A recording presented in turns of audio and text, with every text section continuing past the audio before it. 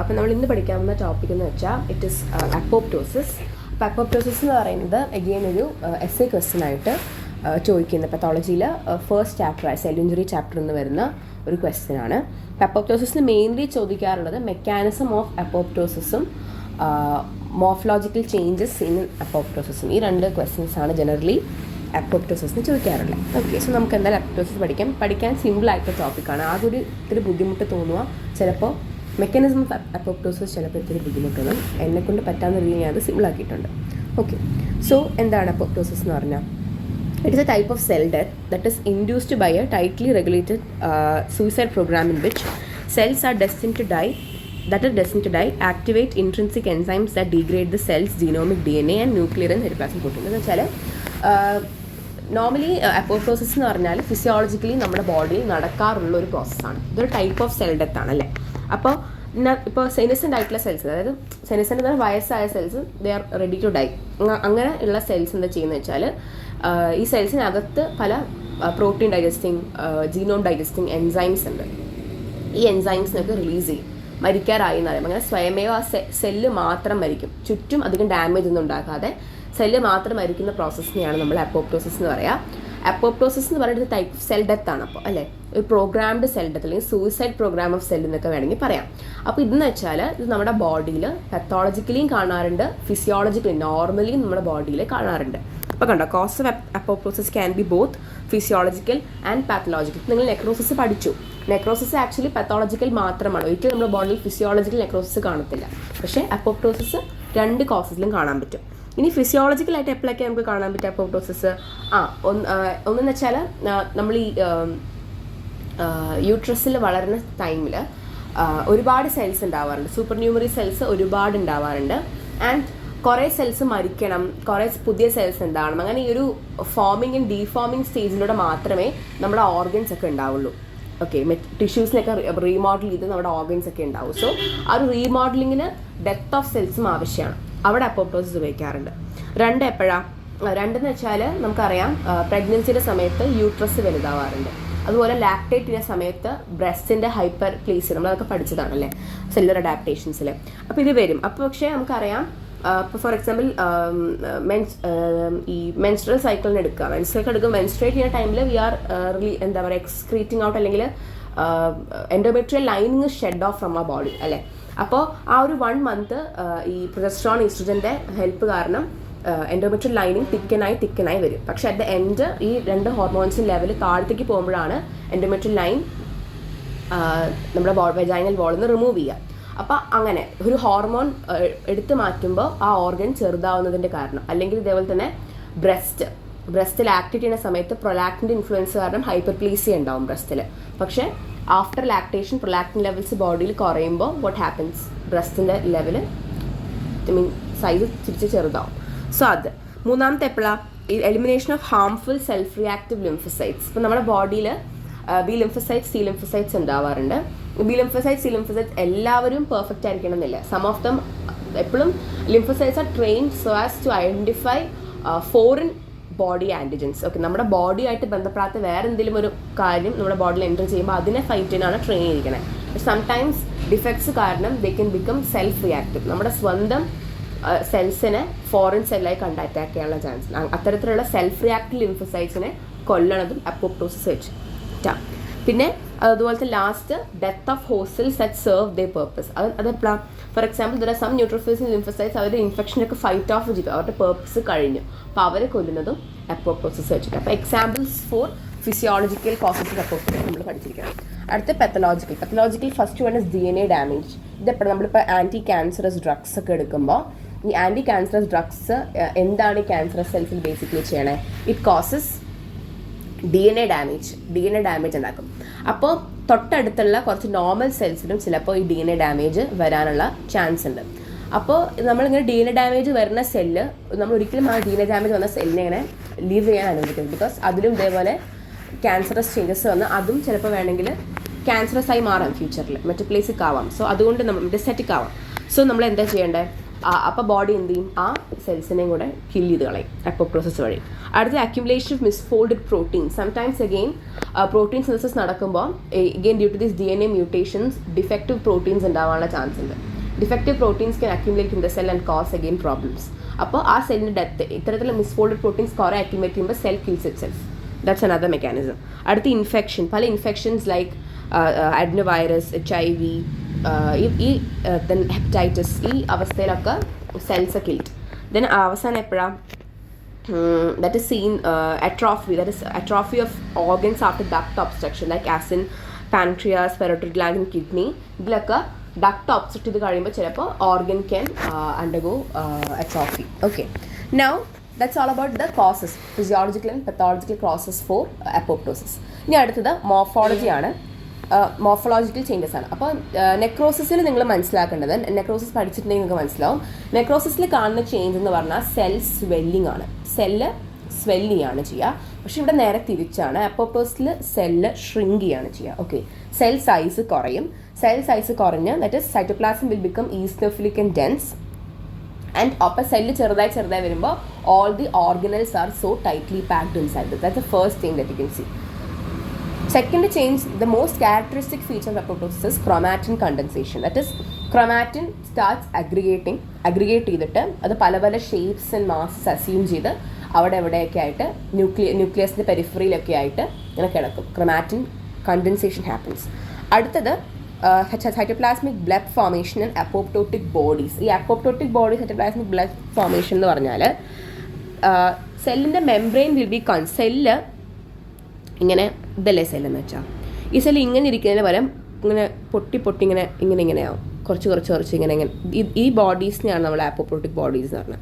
Cell membrane preserved തന്നെയാണ്, അതായത് cell പൊട്ടി ഇങ്ങനെ കുറച്ച് പീസായി മാറും. അതായത് അങ്ങനെ കുഞ്ഞു പീസാവുന്നതിന് കാരണം എന്ന് വെച്ചാൽ സോ ദാറ്റ് ഫാഗോസൈറ്റ്സിന് ഈസിലി വന്ന് ഇതിനെ ഫാഗോസൈറ്റോസ് ചെയ്യാനായിട്ടാണ് സെൽ ഇങ്ങനെ കുഞ്ഞു അപ്പോപ്റ്റോട്ടിക് ബോഡീസ് ആയിട്ട് മാറുന്നത്. ഓക്കെ, അതൊരു ചേഞ്ചാണ്. അവസാനത്തെ ചേഞ്ച് എന്ന് വെച്ചാൽ അഗെയിൻ ഈ അപ്പോപ്റ്റോട്ടിക് ബോഡീസിന് പിന്നെ ആര് വന്ന് ഫാഗോസൈറ്റോസിസ് ചെയ്യും, മാക്രോഫേജസ് വന്ന് ഫാഗോസൈറ്റോസ് ചെയ്യും. അപ്പോൾ 4 സ്റ്റെപ്പാണ്. ആദ്യം സെൽ ഷ്രിങ്കേജ്, പിന്നെ കണ്ടൻസേഷൻ ഓഫ് ക്രൊമാറ്റിൻ, പിന്നെ formation cytoplasmic blebs in apoptotic bodies, and finally phagocytosis of these apoptotic bodies by macrophages. ഇതാണ് morphological changes seen in apoptosis. അത് മനസ്സിലായി. ഇനി മെക്കാനിസം ഓഫ് അപ്പോപ്റ്റോസിസ് ഏറ്റവും ഇമ്പോർട്ടൻറ്റ് പോർഷനാണ്, എസ്സേ ചോദിക്കുന്ന ഭാഗം.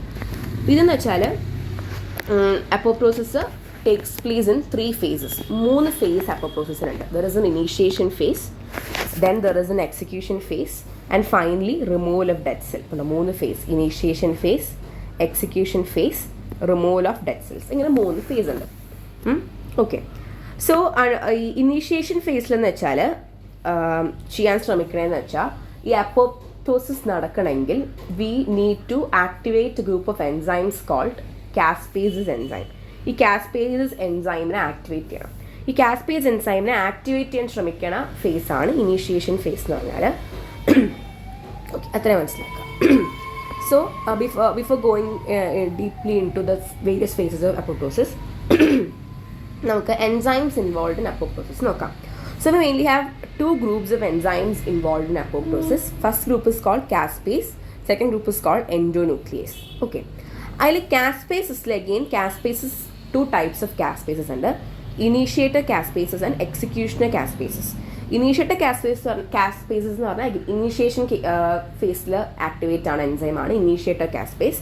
എക്സിക്യൂഷൻ ഫേസിൽ ആക്ടിവേറ്റ് ആവുന്ന ആൻഡ് അപ്പോപ്റ്റോസിസ് ലൈക്ക് എക്സിക്യൂട്ട് ചെയ്യുന്ന എൻസൈംസ് ആണ് ഇനി എക്സിക്യൂഷണൽ കാസ്പേസസ് എന്ന് പറയുന്നത്. അതിന് ഏതൊക്കെ കാസ്പേസ് 8, 9, 10 ഇനീഷ്യേറ്ററും 3, 6, 7 എക്സിക്യൂഷണൽ കാസ്പേസസ് ആയിട്ട് വരും.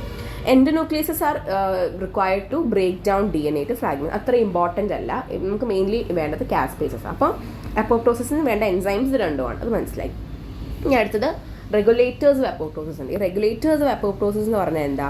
There are some factors that promote apoptosis. There are some factors that inhibit or prevent apoptosis. And ഇതാണ് നമ്മൾ റെഗുലേറ്റേഴ്സിന് മെയിൻലി പറയുന്നത്. There are pro-apoptotic factors and anti-apoptotic factors. ഈ pro-apoptotic factors പറഞ്ഞാൽ ഇവർ അപ്പോപ്റ്റോസിസിനെ സപ്പോർട്ട് ചെയ്യുന്നവരാണ്. അതിൻ്റെ എക്സാമ്പിൾസ് ആരൊക്കെയാ? ബാക്ക്. ഇതിങ്ങനെ പേര് പഠിക്കാനേ പറ്റത്തില്ല, വേറെ ഒരു വഴിയുമില്ല. ബാക്ക് എന്ന് പറയും. ആൻറ്റി അപ്പോപ്റ്റോട്ടിക് എന്ന് പറഞ്ഞാൽ they belong to BCL family and these they prevent apoptosis. Okay, അവർ അപ്പോപ്റ്റോസിസ് സെല്ലിൻ്റെ ലൈഫ് കുറച്ചുകൂടെ പ്രൊലോങ് ചെയ്ത് നിർത്തും. അപ്പോപ്റ്റോസിസ് പ്രിവെൻറ്റ് ചെയ്യും. BCL ഫാമിലിയിൽ വരുന്ന കുറച്ച് പ്രോട്ടീൻസ് ആണ്. അതൊക്കെ BCL2, MCL1, BCLXL, ഇവരൊക്കെയാണ് ആൻറ്റി അപ്പോപ്റ്റോട്ടിക് എന്ന് പറയുന്നത്. സോ ഇവരെങ്ങനെയാണ് അപ്പോപ്റ്റോസിസ് പ്രിവെൻറ്റ് ചെയ്യുന്നത് വെച്ചാൽ, ഇപ്പം നിങ്ങൾ അപ്പോപ്റ്റോസിസ് പഠിക്കുമ്പോൾ നിങ്ങൾക്ക് മനസ്സിലാവും. സൈറ്റോക്രോം C എന്ന് പറഞ്ഞൊരു ഇമ്പോർട്ടൻറ്റ് കോമ്പണൻറ്റ് ഉണ്ട് സെല്ലിൽ. ഓക്കെ, ദാറ്റ് ഇസ് സെല്ലിലല്ല, ആക്ച്വലി മൈറ്റോകോൺഡ്രിയയിൽ ഇന്റർ മെംബ്രെയിൻ സ്പേസിൽ മൈറ്റോകോൺഡ്രിയ ഇതല്ലേ, ഞാൻ ഇവിടെ ഫിഗർ വരച്ചിട്ടുണ്ട്. ഇവിടെ തന്നെ. അപ്പോൾ this is the mitochondria. So the mitochondria ആണ്. മൈറ്റോകോൺഡ്രിയയ്ക്ക് it has got 2 membranes, an outer membrane and an inner membrane. അപ്പോൾ ഈ ഔട്ടർ മെംബ്രെയിൻ്റെയും ഇന്നർ മെംബ്രെയിൻ്റെയും ഇടയ്ക്ക് ഇരിക്കണ ഒരു എൻസൈമാണ് ഈ സൈറ്റോക്രോം C എന്ന് പറയുന്നത്.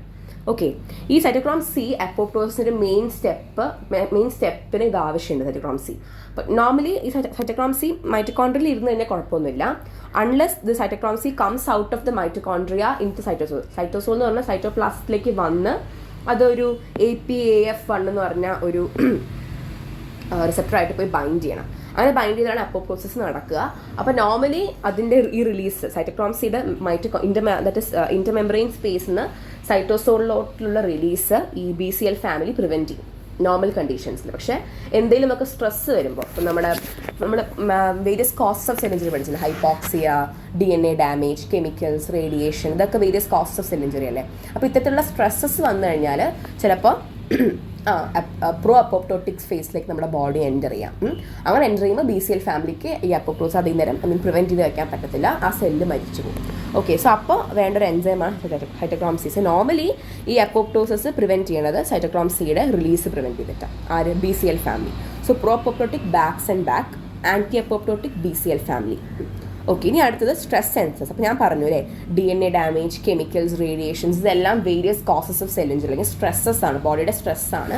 അപ്പോൾ ഇത്തരത്തിലുള്ള സ്ട്രെസ്സ് വരുമ്പോൾ ആ സ്ട്രെസ്സിനെ സെൻസ് ചെയ്യുന്ന സെൻസേഴ്സാണ് സ്ട്രെസ് സെൻസേഴ്സ് എന്ന് പറയുന്നത്.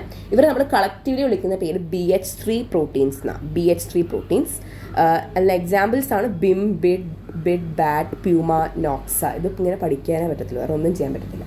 BIM, BID, BAD, PUMA, NOXA. Okay, these are the stress sensors. Okay, അപ്പോൾ ഐ ഹോപ്പ് യു അണ്ടർസ്റ്റുഡ് അല്ലേ, എന്തൊക്കെയാണ് റെഗുലേറ്റേഴ്സ്, ഏതൊക്കെയാണ് എൻസൈംസ് മനസ്സിലായെന്ന് വിചാരിക്കണം. ഇനി അടുത്തത് will come to each phase. First phase is the initiation phase. Initiation phase ഞാൻ പറഞ്ഞു, the main aim of initiation phase is to activate the initiation caspases. നമ്മൾ പഠിച്ചിട്ടുണ്ടായിരുന്നില്ല ഇനീഷ്യേഷൻ കാസ്പേസ് 8, 9, 10. ഇനീഷ്യേഷൻ കാസ്പേസസിനെ ആക്ടിവേറ്റ് ചെയ്യുന്നതാണ് ഇനീഷ്യേഷൻ ഫേസിലെ മെയിൻ മോട്ടീവ് എന്ന് പറയുന്നത്. അതിന് 2 pathways ഉണ്ട്. 2 pathways are there to activate this initiation caspase.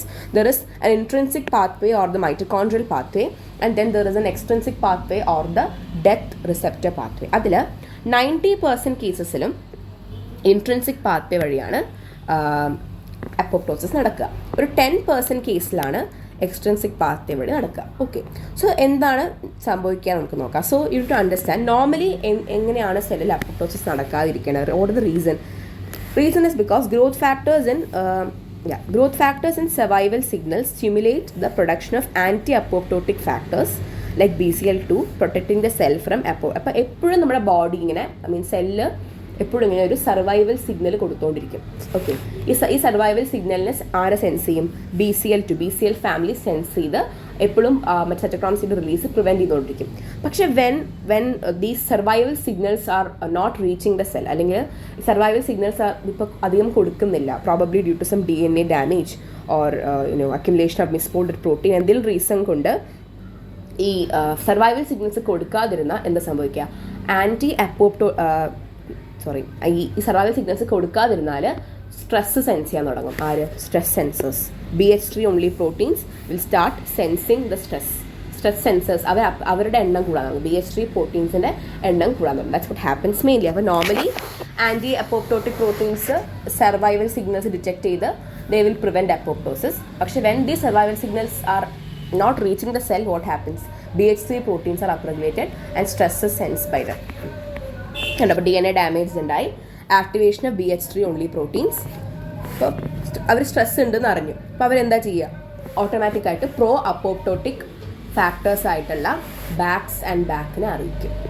അവരറിയിക്കും. So they get activated, അവർ ആക്ടിവേറ്റ് ആയി. ഇനി ബാക്സും ബാക്കും എന്ത് ചെയ്യുന്നറിയോ? ഈ ബാക്സും ബാക്കും they will combine together, they will form an oligomere and insert into the mitochondrial membrane. കണ്ടോ, ഇതാണ് ഈ. അപ്പോൾ ഈ ഒരു ആ ഒരു ഒലിഗോമിയറിനെ വിളിക്കുന്ന പേരാണ് എന്ത്? Bax and Bak channel. ഇവിടെ നോർമൽ മൈറ്റോകോൺഡ്രിയൽ അങ്ങനെ ഒരു ചാനൽ ഇല്ല, പക്ഷേ ഇവിടെ കണ്ടു, you can see these channels are called as Bax and Bak channels. അപ്പോൾ ഈ ബാക്ക് ചാനൽ ഉണ്ടായി. ഇനി അവരെന്താ, മൈറ്റോകോൺഡ്രിയൽ മെംബ്രെയിൻ, ഈ രണ്ട് മെംബ്രെയിൻസിനെ, ഇന്നർ മെംബ്രെയിനെയും ഔട്ടർ മെംബ്രെയിനെയും കണക്ട് ചെയ്യുന്ന രീതിയിൽ ബാക്സ് ആൻഡ് ബാക്ക് ചാനൽ വന്നു. It got activated. Now what happened? ഈ ഒരു ചാനൽ വഴി ഈസി ആയിട്ട് സൈറ്റോക്രോം സിക്ക് സൈറ്റോസോളിലേക്ക് എത്താം. ഓക്കെ, ഇത്രയും നേരം അവിടെ there was no channel or anything, so it was trapped inside in membrane space. But now അത് ഈസിലി സൈറ്റോസോളിലെത്തി.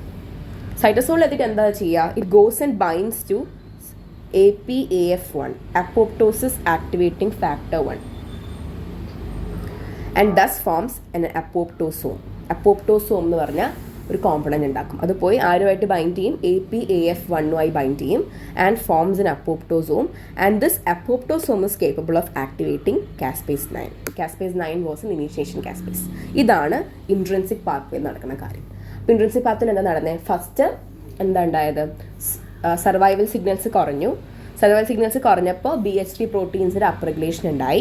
BH3 പ്രോട്ടീൻസ് പോയി ബാക്കിന് പ്രോ അപ്പോപ്റ്റോട്ടിക് റെഗുലേറ്ററിനെ ആക്ടിവേറ്റ് ചെയ്തു. Bak channel was inserted and it caused release of cytochrome C into cytosol. എന്നിട്ട് cytochrome C went എന്താ ചെയ്തത്? Bound to APAF1, apoptosis activating factor 1. അങ്ങനെ ഒരു അപ്പോപ്റ്റോസോം ഉണ്ടാക്കി. Apoptosome went in activated caspase 9. Simple അല്ലേ? Okay, ഇനി അടുത്തത് this was 90% case നടക്കുന്നത്. അടുത്തത് എന്താ? ഒരു 10% നടക്കുന്നതാണ്. That is the extrinsic pathway. Extrinsic പാത്വേയിൽ നടക്കുന്ന കാര്യം എന്ന് വെച്ചാൽ there are some death receptors found in the cell. Apoptosis നടക്കാൻ പോണ സെല്ലുള്ള കുറച്ച് ഡെത്ത് റിസെപ്റ്റേഴ്സ് ആണ്. Tumour necrosis factor in FAS. Okay, death receptors found. And ഈ ഒരു റിസെപ്റ്റർ ഉണ്ടെങ്കിൽ ഒബ്വിയസ്ലി ആ റിസെപ്റ്ററിലേക്ക് ബൈൻഡ് ചെയ്യുന്ന ഒരു ലൈഗാൻഡും കൂടെ വേണമല്ലോ. ആൻഡ് ഇവിടുത്തെ ലൈഗാൻഡിൻ്റെ പേരാണ് FASL അല്ലെങ്കിൽ FAS ലൈഗാൻഡ് എന്ന് പറയും. Okay, no where is FAS ligand found? FAS ligand is found or expressed on the T cells. Okay, T cellസിൽ കാണുന്നതാണ് ഈ FAS ലൈഗാൻഡ്. അപ്പോൾ ഈ T cellസിൽ എന്തിനാണ് FAS ലൈഗാൻഡ് എന്ന് ചോദിച്ചു കഴിഞ്ഞാൽ it is to recognise self antigens. Okay, self antigens recognise അതിൽ പോയി ബൈൻഡ് ചെയ്യാനായിട്ടാണ് FASL is expressed on the T cells. So എന്താണുള്ളത്? Death receptors called tumour necrosis factor in FAS. ഇതിൻ്റെ ലൈഗാൻഡിൻ്റെ പേരാണ് FAS ligand which is found on T cells. Okay, so what happens? Let's say that ഇപ്പോൾ ഒരു സെല്ലുണ്ട്, അതിനൊരു receptor ഉണ്ട്, അതിലേക്ക് ഈ T cell വന്നു. T cell FASL ലൈഗാൻഡും കൊണ്ട് വന്നു, അത് FASുമായിട്ട് ബൈൻഡ് ചെയ്തു. ഓക്കെ, അങ്ങനെ FASും FASLും കൂടെ ബൈൻഡ് ചെയ്യുമ്പോൾ എന്ത് സംഭവിക്കും? It forms an adapter it forms binding site for an adapter protein called FADD or FAS associated death domain. Okay, അപ്പോൾ അത് മനസ്സിലാവാനായിട്ട് ജസ്റ്റ് ഇവിടെ ഒരു റോബിൻസിലൊരു ഫിഗർ ഉണ്ട്. ഈ ഫിഗർ കണ്ടാൽ മനസ്സിലാവും. സോ യു ക്യാൻ സീ ഇത് FASL ഇവിടെ കണ്ടോ, FASലും FASും കൂടെ ബൈൻഡ് ചെയ്തു. FASL ആൻഡ് FAS ബൈൻഡ് ചെയ്തപ്പോൾ FADD എന്ന് പറഞ്ഞ ഒരു ഡെത്ത് ഡൊമെയിൻ ഫോം ചെയ്തു. This FADD is required for the activation of caspase 8. കണ്ടോ, ഈ FADDയിലേക്ക് ഈ പ്രോ കാസ്പേസ് 8 വന്ന് ബൈൻഡ് ചെയ്യും. അങ്ങനെ ഈ പ്രോ കാസ്പേസ് 8 ആക്ടിവേറ്റഡ് കാസ്പേസ് 8 ആയിട്ട് മാറും. ഓക്കെ, അപ്പോൾ FAS ബൈൻഡ് ചെയ്യുമ്പോൾ FADD ഉണ്ടാവും. FADD വരുമ്പോൾ വാട്ട് ഹാപ്പൻസ്? പ്രോ കാസ്പേസ് 8 FADDയുമായിട്ട് ബൈൻഡ് ചെയ്ത് you are going to get activate caspase 8. അപ്പോൾ അങ്ങനെ എന്താ എക്സ്ട്രിൻസിക് പാത്വേ വഴിയും നമുക്കൊരു ഇനീഷ്യേഷൻ കാസ്പേസിനെ ആക്ടിവേറ്റ് ചെയ്യാൻ പറ്റി. ഇൻട്രിൻസിക് പാത്വേ വഴി കാസ്പേസ് 9നെയാണ് ആക്ടിവേറ്റ് ചെയ്തത്. എക്സ്ട്രിൻസിക് പാത്വേ വഴി we activated caspase 8, initiation caspase 8. Okay, അത്രയേ ഉള്ളൂ ഇവിടെ. I hope you understand that step. Yeah, അപ്പോൾ നമ്മൾ 2 പാത്വേസ് കഴിയും. ഇപ്പോൾ ഇനീഷ്യേഷൻ കാസ്പേസസിനെ ആക്ടിവേറ്റ് ചെയ്തു. ഈ 2 പാത്വേസിനും ഇവരുടേതായിട്ടുള്ള ഇൻഹിബിറ്റേഴ്സ് ഉണ്ട്. ഇത് റോബിൻസിലെ പോയിന്റ് ആണ്. ജസ്റ്റ് പഠിക്കണം എന്ന് ആഗ്രഹമുള്ള പഠിച്ചാൽ മതി, അല്ലേ വേണ്ട. എന്താ ഇൻട്രൻസിക് പാത്വേയുടെ ഇൻഹിബിറ്ററിൻ്റെ പേരാണ് സ്മാക്ക് ആൻഡ് ഡയബ്ലൂ. എക്സ്ട്രൻസിക് പാത്വേയുടെ ഇൻഹിബിറ്ററാണ് ഫ്ലിപ്പ്. ബേസിക്കലി ഈ എക്സ്ട്രൻസിക് പാത്വേ ഇൻഹിബിറ്റർ എന്താ ചെയ്യാന്ന് വെച്ചാൽ ഈ പ്രോകാസ്പേസ് 8ന്റെ ബൈൻഡിങ് ടു FADD അത് പ്രിവെൻറ്റ് ചെയ്യും. ഈ ഒരു സ്റ്റെപ്പ് ഇത് പ്രിവെൻറ്റ് ചെയ്യും. അങ്ങനെ പ്രിവെൻറ്റ് ചെയ്യുമ്പോൾ പ്രോകാസ്പേസ് 8 ആക്ടിവേറ്റ് ആവത്തില്ല. സോ ഇനീഷ്യേഷൻ ഫേസിൽ തന്നെ നമുക്ക് പ്രിവെൻറ്റ് ചെയ്യാം. ദസ് ഇൻഹിബിറ്റിംഗ് അപ്പോപ്റ്റോസിസ് അതാണ് നടക്കുക. ജസ്റ്റ് ആ പേര് പഠിച്ചാൽ മതി. ഫ്ലിപ്പ് ഇതിൻ്റെയും സ്മാക്ക് ആൻഡ് ഡയബ്ലൂ ഇൻട്രൻസിക് പാത്വേയുടെ. ഓക്കെ, സോ നമ്മൾ ഇനീഷ്യേഷൻ ഫേസ് കഴിഞ്ഞു. ഇനി അടുത്ത ഫേസാണ് എക്സിക്യൂഷൻ ഫേസ്. അപ്പോൾ എക്സിക്യൂഷൻ ഫേസ് സംഭവിക്കുന്ന കാര്യം എന്ന് വെച്ചാൽ കണ്ടോ ഈ 2 പാത്വേസും കൂടെ കൺവേർജ് ചെയ്യും. ഇൻട്രൻസിക് പാത്വേയും എക്സ്ട്രിൻസിക് പാത്വേസും കൺവേർജ് ചെയ്തു. കണ്ടോ കാസ്പേസ് 9 ആക്ടിവേറ്റ് ചെയ്തു, കാസ്പേസ് 8 and 10 ആക്ടിവേറ്റ് ചെയ്തു. ഫൈനലി ഈ 2 ഇനീഷ്യേഷൻ കാസ്പേസസ് കൂടെ ചേർന്ന് it is activating execution caspases, that is 3, 6, 7. ഈ എക്സിക്യൂഷൻ കാസ്പേസസ് എന്താ ചെയ്യുക, അത് പോയിട്ട് നേരത്തെ പറഞ്ഞ എൻഡോന്യൂക്ലിയസിനെയൊക്കെ പോയി ആക്ടിവേറ്റ് ചെയ്യും, DNAസിനെ ആക്ടിവേറ്റ് ചെയ്യും. അങ്ങനെ ഇറ്റ്സ് ഡീഗ്രേഡ്സ് ന്യൂക്ലിയസിനെ ഡീഗ്രേഡ് ചെയ്യും. Okay, that's all about the execution phase. Pretty simple. ഇനി അടുത്തത് last phase, that is removal of dead cells by phagocyte. ഇതാണ് ലാസ്റ്റ് ഫേസ്. ഈ ഫേസിൽ എന്താ ചെയ്യാന്ന് വെച്ചാൽ അപ്പോപ്റ്റോട്ടിക് ബോഡീസ് ഉണ്ടാക്കാൻ പോകുക. അപ്പോപ്റ്റോട്ടിക് ബോഡീസ് അല്ലെങ്കിൽ bite size fragments of cell എന്ന് പറയും. എന്തിനാണ് അപ്പോപ്റ്റോട്ടിക് ബോഡീസ് ഉണ്ടാക്കുന്നത്? സെല്ലിനെ മൊത്തമായിട്ട് ഫാഗോസൈറ്റ്സിന് ഫാഗോസൈറ്റോസിസ് ചെയ്യാൻ ഭയങ്കര പാടാണ്. അപ്പോൾ അതിനെ ചെറിയ ചെറിയ ബൈറ്റ് സൈസ് ഫ്രാഗ്മെൻ്റായി മാറ്റിക്കഴിഞ്ഞാൽ can easily be phagocytose by the phagocytes. Okay, അപ്പോൾ അതെങ്ങനെയാണ് ഈ അപ്പോപ്റ്റോട്ടിക് ബോഡീസ് ഉണ്ടാക്കണമെന്ന് ചോദിച്ചാൽ that is using again something called as phosphatidylserine. ഈ നോർമൽ ഹെൽത്തി സെൽസിൽ ഈ phosphatidylserine always remain in the inner aspect of the plasma membrane. That is സെല്ലിൻ്റെ ഇതിപ്പോൾ സെല്ലാണെങ്കിൽ ഇതൊരു സെല്ലാണെങ്കിൽ ഈ ഇന്നർ ആസ്പെക്റ്റിലാണ് ഈ ഫോസ്ഫറ്റിഡിൽ സെറീൻ ഉണ്ടാവുക നോർമലി. ബിക്കോസ് ഈ phosphatidylserine can easily B recognised by the phagocytes. അപ്പോൾ ഫോസ്ഫറ്റിഡിൽ സെറീനെ കണ്ട് അതുമായി പോയി ബൈൻഡ് ചെയ്ത് phagocytes will phagocytose that cell. So അങ്ങനെ അത് ഉണ്ടാവാതിരിക്കാനായിട്ട് phosphatidylserine normally remains inside the cell or within the inner aspect of plasma membrane. പക്ഷേ അപ്പോപ്റ്റോട്ടിക് സെൽസിൽ സംഭവിക്കണമെന്ന് വെച്ചാൽ this phosphatidylserine will flip out. It will go outside the cell, പുറത്ത് നിൽക്കും. അങ്ങനെ ഫ്ലിപ്പ് ഔട്ട്, ഈ ഒരു ടേം ഭയങ്കര important. It will flip out or express in the outer acid of the membrane. അപ്പോൾ എന്താ phagocytes will come and easily recognise these phosphatidylserine and it can easily phagocytose that cell. Okay, അങ്ങനെയുണ്ട്. Then മറ്റ് ഫാഗോസൈറ്റ്സിന് easily recognise ചെയ്യാൻ പറ്റുന്ന compliment പാത്വേസിലെ compliment systems ഇവരെല്ലാവരും വന്ന് it be coating these apoptotic bodies. അങ്ങനെയും phagocytes can easily remove these dead cells. Okay, so apoptotic bodies are formed. Phosphatidyl serine flips out. They also get coated by the C1q polar complements at coating and finally phagocytes will come and phagocytose them. That is all. Okay. Ini that's all about apoptosis. Appo we discussed the various phases of apoptosis. How ആ figure ഒക്കെ വരച്ചാൽ നമുക്ക് easily mark കിട്ടും. പിന്നെ flow chart പഠിക്കുന്നതായിരിക്കും എളുപ്പം കുറച്ചുകൂടെ. Faces പഠിച്ചു, intrinsic pathways പഠിച്ചു, എൻസൈം സിസ്റ്റംസ് പഠിച്ചു, കാസ്പേസിനെ പറ്റി പഠിച്ചു, എല്ലാം പഠിച്ചു. ഓക്കെ, ഞാൻ ഫൈനലി ജനറലി ഒരു 4 മാർക്ക് ക്വസ്റ്റ്യൻ ആണ്. ഡിഫറൻസസ് ബിറ്റ്വീൻ നെക്രോസിസ് ആൻഡ് അപ്പോ. നെക്രോസിസും പഠിച്ചു കഴിഞ്ഞാൽ അപ്പോപ്റ്റോസിസ് പഠിച്ചു കഴിഞ്ഞാലോ. സോ നമുക്ക് ഇതിൻ്റെ ഡിഫറൻസസ് പഠിക്കാൻ ഭയങ്കര എളുപ്പമാണ്. സോ ഫസ്റ്റ് ഡിഫറൻസ് എന്താണ്? നെക്രോസിസ് എന്ന് പറഞ്ഞാൽ it is an enzymatic process, versus apoptosis is a genetically programmed cell death. Definitions ആണ് ഫസ്റ്റ് വൺ. സെൽസ് ഇൻവോൾവ്, നമുക്കറിയാം അപ്പോപ്റ്റോസിൽ ഒറ്റ സെല്ല് ഇൻവോൾവ് ആണ്, പക്ഷേ നെക്രോസിൽ group of cells are involve. Cell size ഞാൻ ഓൾറെഡി ഡിസ്കസ് ചെയ്താൽ നെക്രോസിസ് സൈസ് കൂടുവാണ്, സെൽ സ്വെല്ലിംഗ് ആണ് നടക്കണേ. അപ്പോപ്റ്റോസിൽ സെൽ ഷ്രിങ്കിങ് നടക്കണേ, സെൽ സൈസ് ഡിക്രീസസ്. പിന്നെ നമുക്കിവിടെ അറിയാം നെക്രോസിസിലെ മെംബ്രെയിൻസ് എഫക്റ്റ്. പക്ഷേ ഇവിടെ ഞാൻ പറഞ്ഞു മെംബ്രെയിൻസ് ഇൻടാക്റ്റ് ആണ്, മെംബ്രെയിൻസ് വെച്ചാണ് സെല്ലിനെ കുഞ്ഞു കുഞ്ഞു അപ്പോപ്റ്റോട്ടിക് ബോഡീസായി മാറ്റുന്നത്. So cell membrane is intact.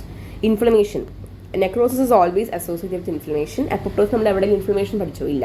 So it is absent. പിന്നെ occurrence, necrosis is always pathological. Apoptosis can be both pathological and physiological.